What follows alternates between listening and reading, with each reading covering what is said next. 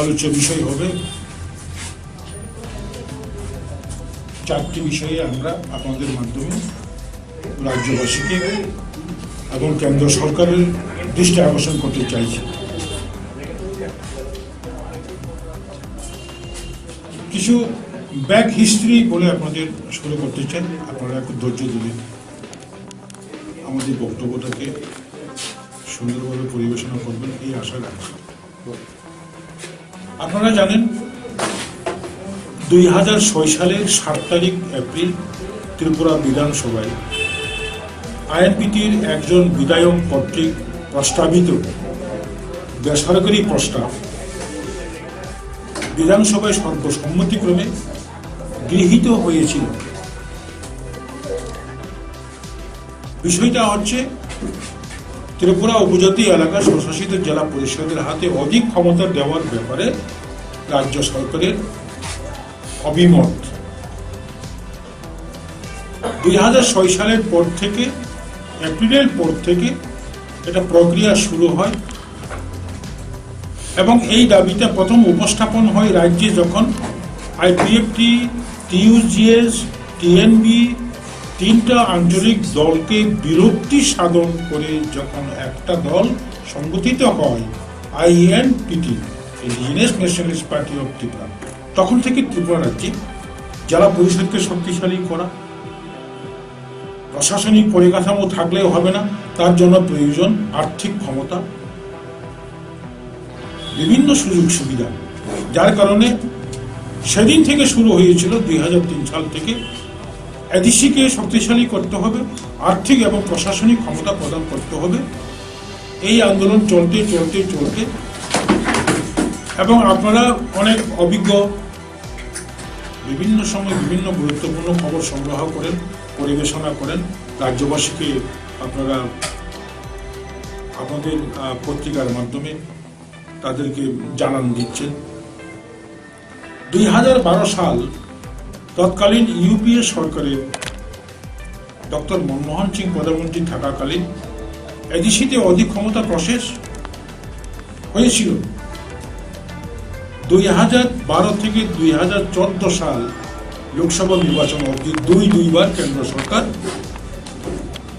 যে সমস্ত রাজ্যে স্বশাসিত জেলা পরিষদ রয়েছে ওই সমস্ত রাজ্য সরকারকে ওই সমস্ত রাজ্যের বিভিন্ন স্টেক হোল্ডার, সংগঠন, রাজনৈতিক দল তাদের কাছে মতামত চাওয়া হয়েছিল।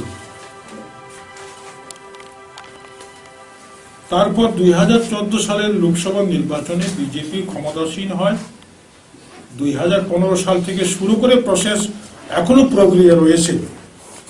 আমাদের জানা মতে গত 20 তারিখ জানুয়ারি গুয়াহাটিতে স্বরাষ্ট্র দপ্তরের গঠিত জয়েন্ট পার্লামেন্টারি কমিটি গুয়াহাটিতে এসে উত্তর পূর্বাঞ্চলের যে সমস্ত রাজ্যের স্বশাসিত জেলা পরিষদ রয়েছে সেই সমস্ত রাজ্যের রাজনৈতিক সংগঠন, জাতীয় দল, আঞ্চলিক দল, বিভিন্ন NGOs, সিভিল সোসাইটিস তাদেরকে নিয়ে একটা বৈঠক করেছিল। উদ্দেশ্য কেন্দ্র সরকার স্বশাসিত জেলা পরিষদের হাতে অধিক ক্ষমতা দিতে প্রক্রিয়া শুরু করছে, আপনাদের অভিমত। আমরা স্বাভাবিকভাবে বিশ্বাস করি আমাদের অভিমত নিয়ে কেন্দ্র সরকার দিল্লিতে ফিরে গিয়ে ব্যাপারটা দেখবেন, খুঁটিনাটি দেখে জেলা পরিষদের হাতে অধিক ক্ষমতা দেওয়ার ব্যাপারে ওনারা উদ্যোগী হবেন। দুর্ভাগ্য বলতে হয়, সৌভাগ্যও বলতে হয়, সেটা হচ্ছে আপনারা সকলেই জানেন গত 27 তারিখ জানুয়ারি দিল্লিতে বড়োল্যান্ড টেরিটোরিয়াল কাউন্সিলকে কেন্দ্র সরকার, আসাম সরকার, বড়োল্যান্ড জেলা পরিষদের প্রশাসনিক এবং 4টা দল, কি বলবো,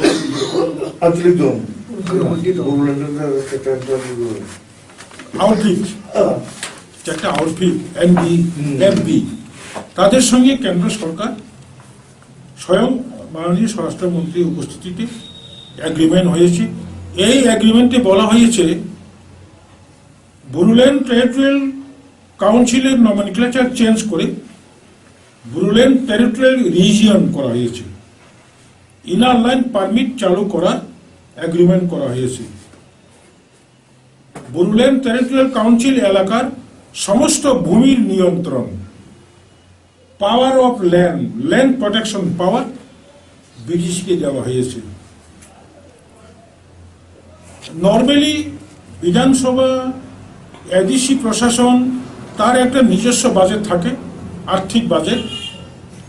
এই বাজেটের বড় কেন্দ্র সরকার ঘোষণা করেছে 3 বছরের জন্য 1500 কোটি আলাদা প্যাকেজ ঘোষণা করেছে বড়োল্যান্ড টেরিটোরিয়াল রিজিয়নের প্রতি জন্যে। এটা আমরা মনে করব বড়োল্যান্ড টেরিটোরিয়াল কাউন্সিল বাদে বাকি যে 9টা স্বশাসিত জেলা পরিষদ, আমাদের উত্তর পূর্বাঞ্চলে 10টা জেলা পরিষদ রয়েছে। বড়োল্যান্ড টেরিটোরিয়াল কাউন্সিলকে বাদ দিলে বাকি 9টি স্বশাসিত জেলা পরিষদ আমরা বঞ্চিত হয়েছি। আমরা মাননীয় স্বরাষ্ট্রমন্ত্রীকে জিজ্ঞেস করতে চাই, আপনার স্বরাষ্ট্র দপ্তর জেলা পরিষদের হাতে অধিক ক্ষমতা প্রদানের প্রক্রিয়া শুরু করছে।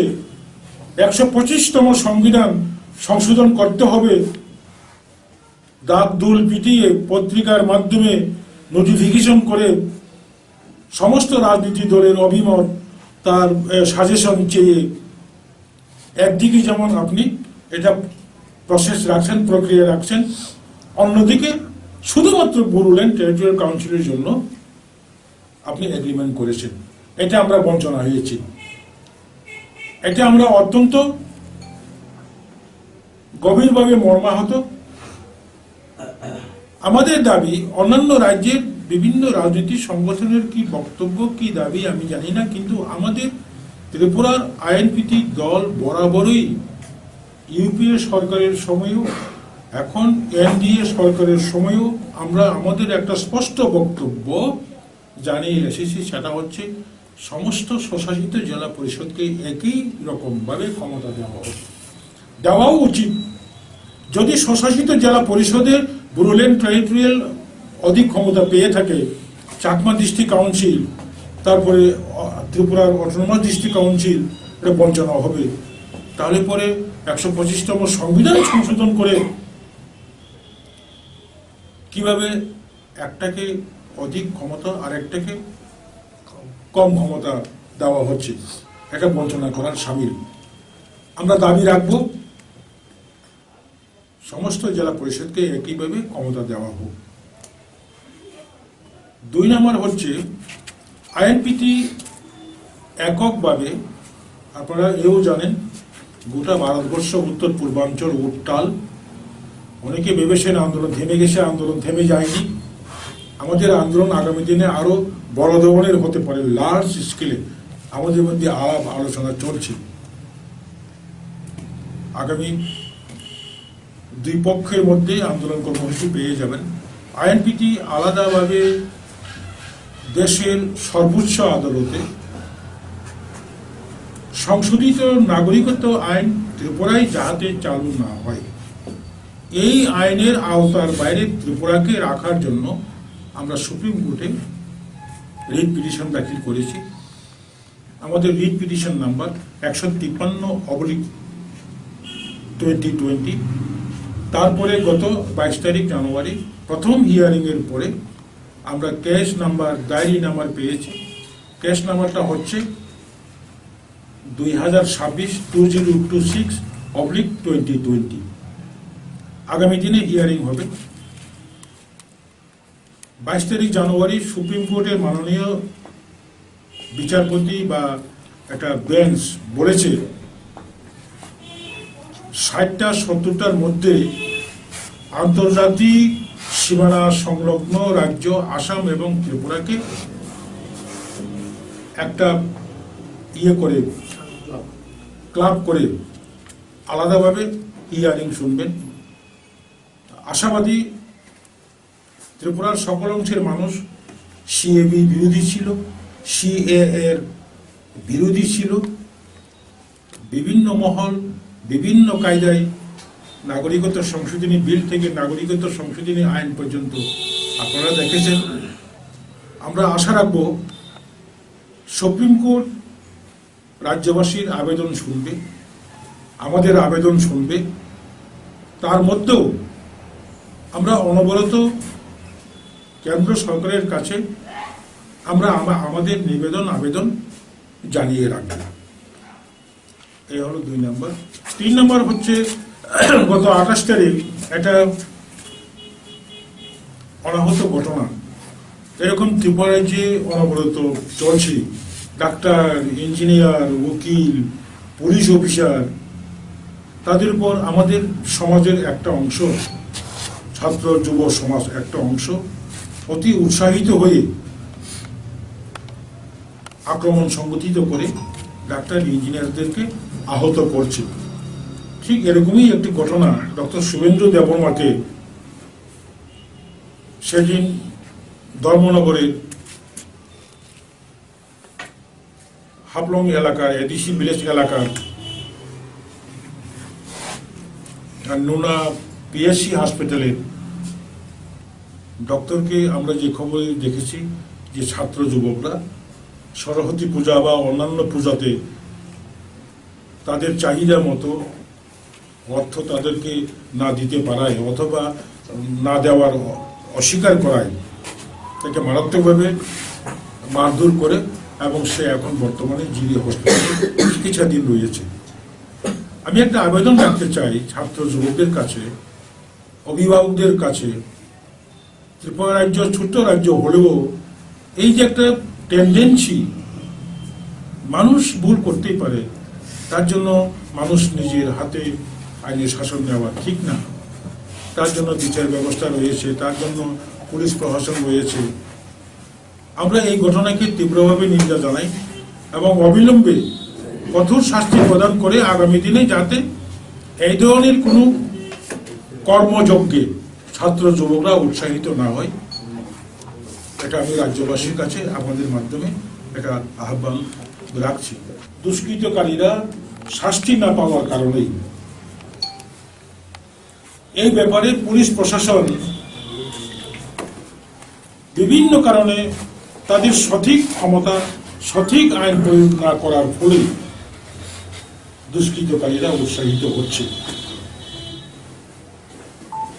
যার জন্য আমি স্বাস্থ্য এবং রাজ্যের মাননীয় মুখ্যমন্ত্রীকে আবেদন জানাবো দোষীদের আইন অনুযায়ী কঠোর শাস্তি প্রদান করা হোক এবং অবিলম্বে আহত ডক্টর শুভেন্দু দেববর্মা সুস্থ হয়ে উঠুক। এটা হলো আমাদের আজকে তৃতীয় পয়েন্ট। 4 নম্বর পয়েন্ট,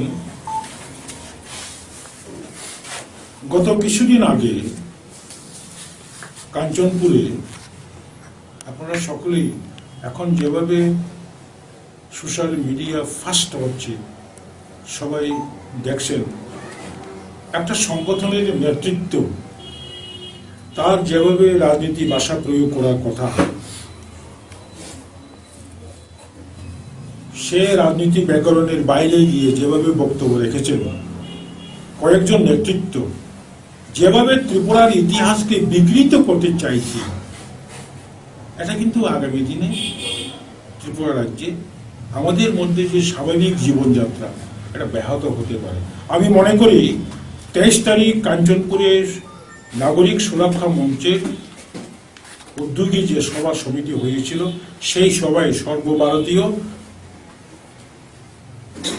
একটা কি বলবো সংগঠনের যে নেতৃত্ব, আমি নাম বলবো না, আপনারা সবাই জানেন, নেতৃত্বে যেভাবে উনি সেখানে ভাষণ পরিবেশন করছেন, এটা আগামী দিনে ত্রিপুরা রাজ্যের পক্ষে স্বাস্থ্যকর নয়। উনি আমাদের মহারাজা প্রদ্যুৎ কিশোর দেববর্মনের উপরেও একটা অশ্লীল বা এটা মুখে আসা যায় না সেরকম মন্তব্য করেছে।